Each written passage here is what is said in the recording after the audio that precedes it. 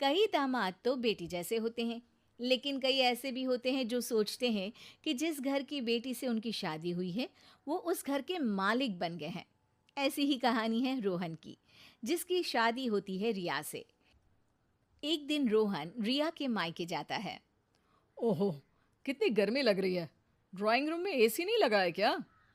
रिया का भाई ऋत्विक जवाब देता है, नहीं जीजाजी, ड्राइंग रूम बहुत बड़ा है ना, तो कूलर ही अच्छा काम करता है यहाँ। वाह, इंजीनियर बन गए तुम तो। बड़े कमरों में एसी नहीं लगता है। रहोगे गंवार के गंवारी। चलो, बाकी लोग कहाँ हैं घर के? रोहन, तुम बैठो, मैं पानी लाती हूँ। माँ मंदिर गई होंगी और पापा दुकान पर। वैसे भी हम लोग आज अचानक आ गए हैं ना यहाँ पर।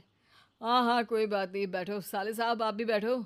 और बताओ, दिन भर हवा हवाइया ही रहते हो या ज़मीन पर कुछ काम वाम भी करते हो?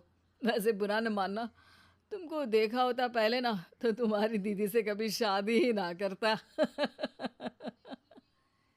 ऋत्विक को इस बात का बुरा लगता है, लेकिन वो बिना कुछ कहे वहाँ से चला जाता है। तभी वहाँ रोहन की सास आ जाती है। रोहन उनको देखते ही खड़ा हो जाता है। अरे मम्मी जी, ले आया हूँ आपकी बेटी को। रखो अब 2-4 दिन, फिर मत कहना कि बेटी को भेजो, बेटी को भेजो। बड़ी मुश्किल हो जाती है वहाँ पर। अरे बेटा, बिटिया अपने घर तो आएगी ही। खासकर एक शहर में है तो क्यों नहीं। अरे तो फिर शादी क्यों की? रखी रहती घर पर ही। सास को रोहन की बात अजीब लगती है, लेकिन दामाद जो ठहरा, बोलती भी तो बोलती क्या। अच्छा, मजाक कर लेते हो बेटा। खैर बैठो, मैं चाय नाश्ता लगाती हूँ। अरे ना मम्मी जी ना, चाय नाश्ता वाला दामाद नहीं हूँ मैं।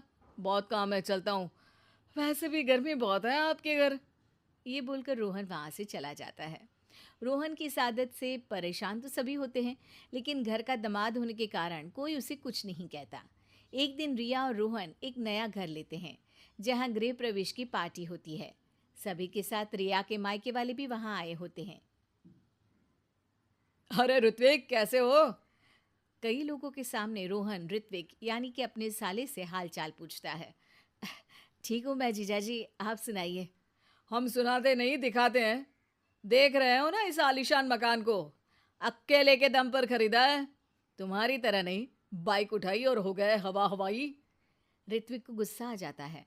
तभी वहां रिया आ जाती है।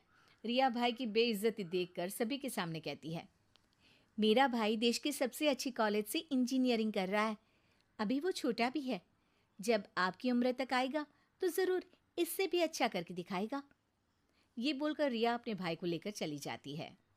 दिन और साल बीतते जाते हैं, और अब ऐसा दिन आता है जब रोहन की बहन राधिका की शादी होती है, एक बड़े ही संपन्न घर के प्रशांत के साथ।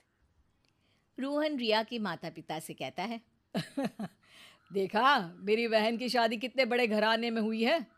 प्रशांत एक बड़ा ही सुशील और संस्कारी लड़का है, बिल्कुल मेरे जैसा। आप लोगों को भी ऋत्विक को अच्छे संस्कार देने चाहिए थे। अब देखिए, आप लोगों को कितनी परेशानी है। रिया की माँ क्या कहती है। हाँ, आप ठीक कह रहे हैं दामाद जी। तभी वहाँ प्रशांत आ जाता है। अरे रोहन, ये चाबी लो, मेरी कार को जरा साइड में पार्क कर दो। राधिका जिद कर रही थी, भाई भाभी को देखने का मन कर रहा है तो आ गया, वरना छोटे घरों में तो मेरा दम घुटता है।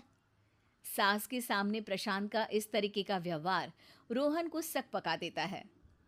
अरे ये क्या, जो रोहन ऑलराउंडर और परफेक्शन से भी ज्यादा परफेक्ट है, उसे कोई और दबा गया।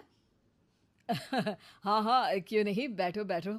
मैं तो खुद रिया से कह रहा था कि घर छोटा है, बड़ा ले लेना चाहिए। अरे नहीं नहीं, तुम जितना कमा रहे हो उतने में तो यही घर मेंटेन कर लो, वही बहुत है। ऐसा ना हो कि बड़ा घर ले लो, खर्चा उठा ना पाओ और आ जाओ हमारे पास पैसे मांगने।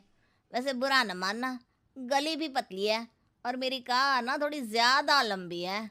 जाओ जल्दी से लगा कर आओ। रोहन मरता क्या न करता, चला जाता है। रिया की माँ को ये देखकर अच्छा तो नहीं लगता, लेकिन फिर वे भी सोचती हैं कि रोहन के सामने कोई तो सवा सिर आया। थोड़ी देर बाद ऋत्विक भी वहाँ आ जाता है। चलो माँ, अब चलते हैं, मेरा काम हो गया। हाँ बेटा, लेकिन अभी थोड़ी देर के लिए राधिका भी आई है, सोच रही हूँ उससे मिल लूँ।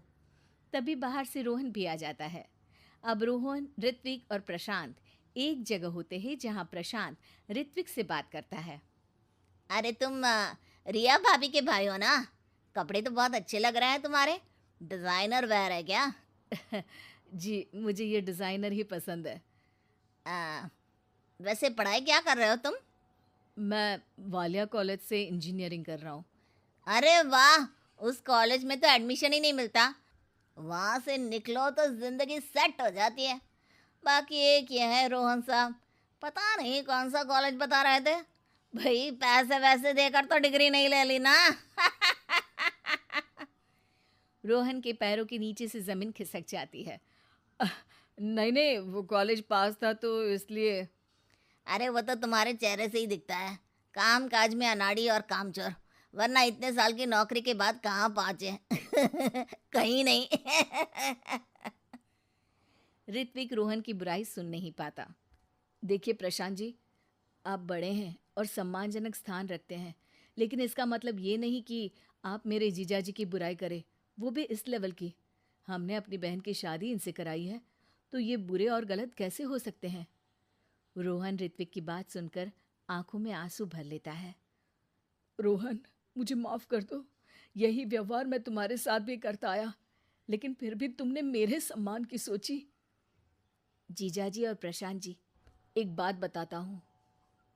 जिस घर में आपकी शादी होती है, वो आपको अपने जिगर का टुकड़ा देते हैं, तो उनसे तो बड़ा आपके जीवन में कोई हो ही नहीं सकता। वो आपका सम्मान करते हैं ताकि आप उनकी बेटी को प्यार और सम्मान दें।